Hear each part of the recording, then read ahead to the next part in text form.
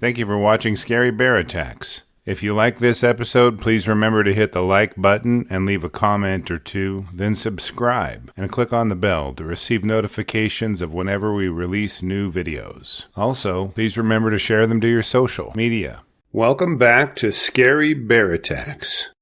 Today's episode takes us to the Gallatin National Forest, just a few miles northwest of Yellowstone National Park in Montana.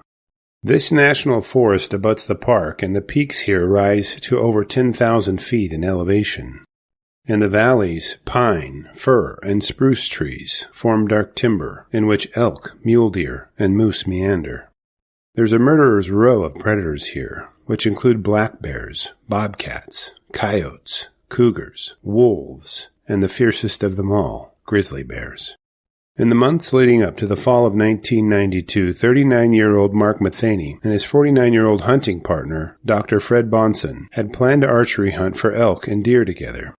Mark was a general contractor by trade and lived in Gallatin Gateway, just a few miles south of Bozeman. He had a lengthy list of famous people as his customers. Dr. Bahnson was a medical doctor from Bozeman, Montana. In the months leading up to archery season, Bahnson had been researching the use of pepper spray as a repellent to bears and how it may prevent an attack. He had purchased a can of pepper spray called Karate in a Can and was planning on bringing it along with him as he hunted this fall. He even made himself a leather holster to carry the spray along with him as he hunted. Mark thought the doctor's idea was a good one and had planned to purchase his own canister for himself, but during the bustle of business and life, forgot to buy it by the time archery season had rolled around. This season his complacency would come back to bite him, in a very literal sense. Mark was a traditional bow hunter, meaning that he preferred to use archery equipment modeled after bows used centuries ago. Long bows are slightly bent shafts of Pacific yew or another wood that springs back to original form once the tension on the limbs is released. The ends of the bows are connected with a string of catgut, which resists the stress placed on the limbs of the bow by stretching just enough to shoot the arrow from the setup. In the morning of September 25th, Mark and Dr. Bahnson were gathering their archery equipment before hiking up the hill to hunt. They were looking over the thin layer of snow that had fallen overnight and eager for the day's adventure. After hiking up to a promising patch of timber, they had successfully bagged a nice 4-point mule deer buck. Following gutting the deer, they said a quick prayer of gratitude. Before departing, they suspended the buck's carcass from a tree to cool out for the night, planning to return for the carcass the next day with their children. As the day passed, they were working their way back toward camp. The warmth of the day had melted the small amount of snow that had fallen, and the damp earth made walking nearly silent. Mark was about 80 feet ahead of the rest of the archery hunters and crested a small rise in the trail when two flashes of movement in the timber to his left caught his eye. Mark's head snapped in the direction of the movement, and he could see 2 yearling cubs flying into the air only about 35 yards from him. Unbeknownst to Mark, the 2 grizzly cubs were getting breakfast from a sow, and their mama wasn't happy to see Mark so close to her babies. The sow was so surprised and alarmed by Mark's sudden appearance that she had sprung to her feet, tossing her cubs as she did so. She wasn't waiting to see what Mark was doing, and immediately charged toward him with a ferocious look in her eyes. Mark turned around in a near panic, looking for a tree to climb. Realizing he had very little time before the sow closed in on him, he sprinted toward Bahnson in hopes he could stop the sow with the pepper spray he'd packed with him. As Mark dashed toward Bahnson, he yelled, "It's a bear! Get your spray!" Seeing the terror in Mark's eyes, Bahnson reached down toward his belt and the homemade leather holster for his spray. Seeing the bear close in on both of the men, and having no success at pulling his spray from its holster, Bahnson dove into some bushes just off the trail. Mark saw his hunting partner dive into the brush and knew the sow must be very close behind him. Off the trail a few yards, he could see a large deadfall log on the ground. He sprinted toward it and hunkered down behind it, hoping it would grant him some kind of protection from the sow's fury. Even as the sow raged only a few feet from Mark, he admired her majesty and power. Her coat shimmered in the dappled shadows, and her massive size he guessed at around 400 pounds. But the sow wasn't there to be admired. She'd come to remove the threat to her cubs, and was now closing in on Mark from only a few feet away. Mark's momentary admiration gave way quickly to terror. He began to yell at the bear and thrust his bow toward her in a feeble attempt at frightening her. With a swat of her paws so quick that Mark couldn't tell which paw she'd used, she sent the bow flying from his grasp. The sow's open mouth with long glimmering teeth filled Mark's vision, and he stuttered a plea to God for help as he dodged her jaws. His resistance was useless as she bounded toward him and bit onto his face. Mark could feel the tissues of his face giving way to the force of the sow's jaws as she tore his flesh away from his bones. As soon as she ripped one mouthful of flesh loose, she would release and bite again into the flesh of his neck. As she tossed her head with her mouth full of Mark's flesh, she threw him violently to his back. The bear straddled him and drove her teeth through his skull just above his eye socket. Mark couldn't hold back and yelled, "She's got my head! She's killing me!" But his panicked calls for help only energized the grizzly's attack. I've heard it said that once a person comes to grips with the fact that they're about to die, a peace comes over them. This is the only explanation I could think of that would allow Mark to feign death and go limp. As he felt the sow's jaws cracking his skull, his mind drifted off, and he was overwhelmed with how much he would miss his wife and kids. He knew his life was about to come full circle, and that eternal glory he'd hoped for would soon be before him. That is when Bahnson charged back into the fray. He had finally pulled his pepper spray out of the leather holster and ran, screaming, toward the bear as it attacked Mark.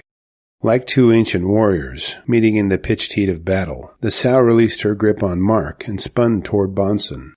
Just as the sow approached Bahnson, he released a short blast from the pepper spray canister right into the sow's face. The pepper spray filled her eyes and nostrils, and the sow swatted him on his side, spilling him onto the forest floor. Mark was certain that his hunting partner was now suffering a similar fate that he had. He tried to crawl, to get as far away from the angry sow as he could. As soon as she noticed him moving, the sow spun back in Mark's direction and bounded toward him once again.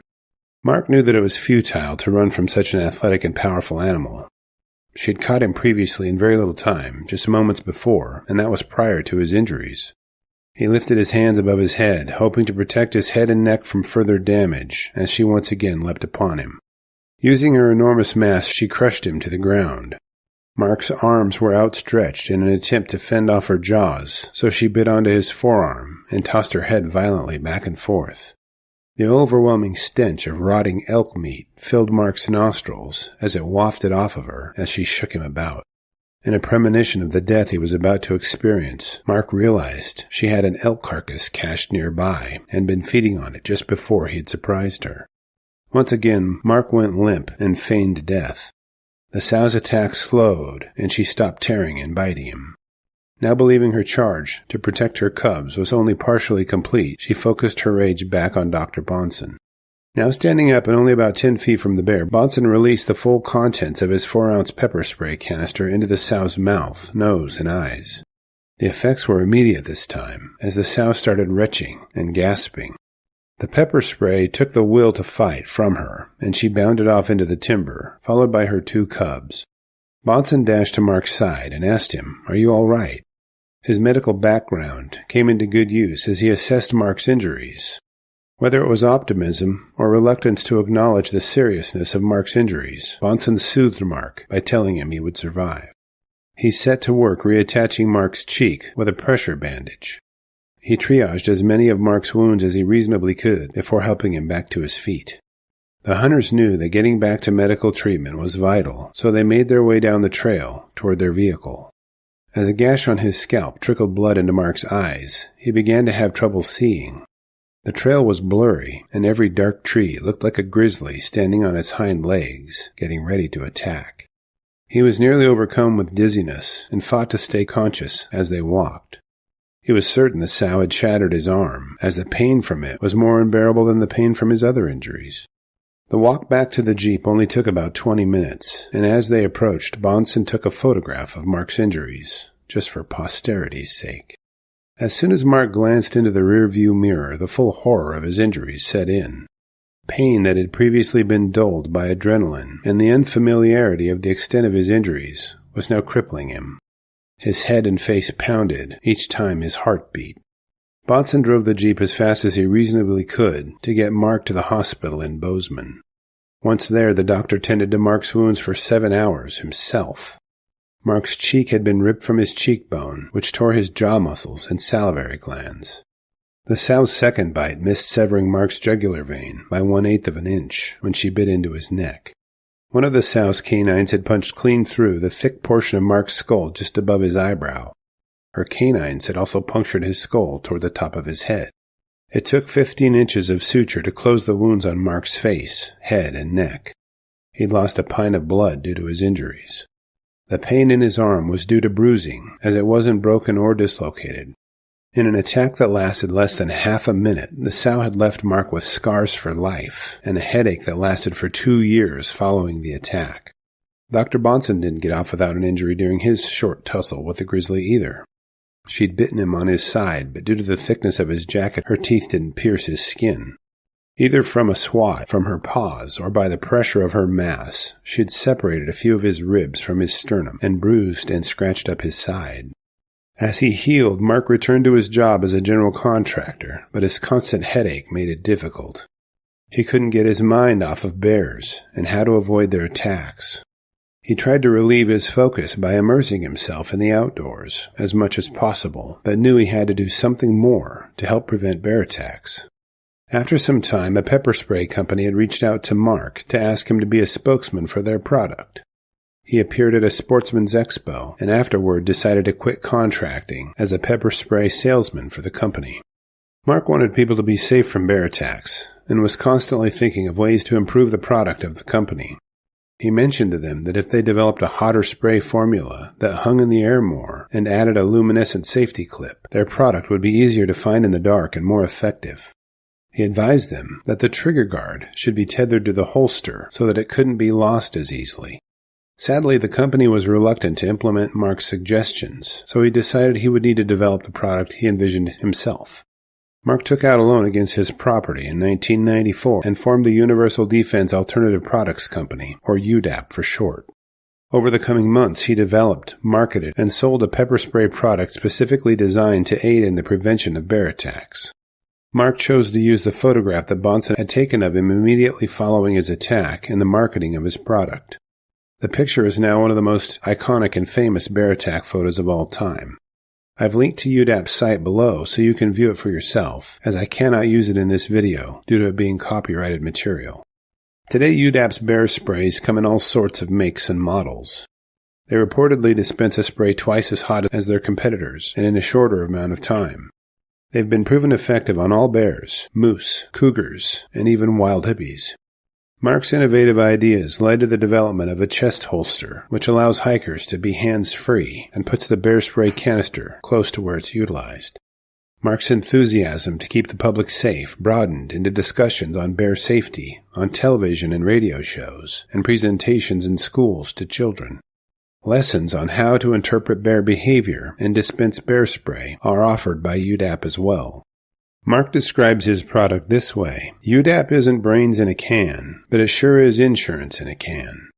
He believes that his driving purpose that guided him to develop this product was the desire for people to enjoy the beauty God created for us without all the fear. As a final note, bear spray has a shelf life of about 3 years for peak efficacy.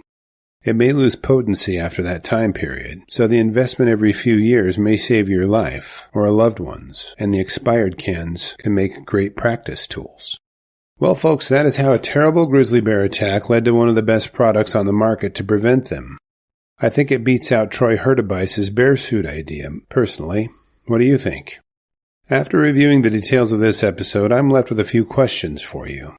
Given Mark was hunting with a physician who was packing pepper spray for the first time in his life, was this attack something written in the stars? How did you feel when you knew the sow and her cubs fled, uninjured and alive? How important are the weather and conditions in avoiding a bear attack?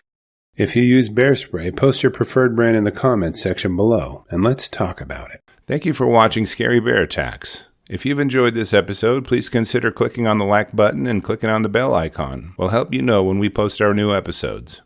Posting our video links to your social media profiles furthers awareness, and it's fun. We've slashed our prices in our merch store, linked below, so check out the bargains there while you shop. As a member of our human community, remember to adventure bravely and be careful out there, especially in bear country.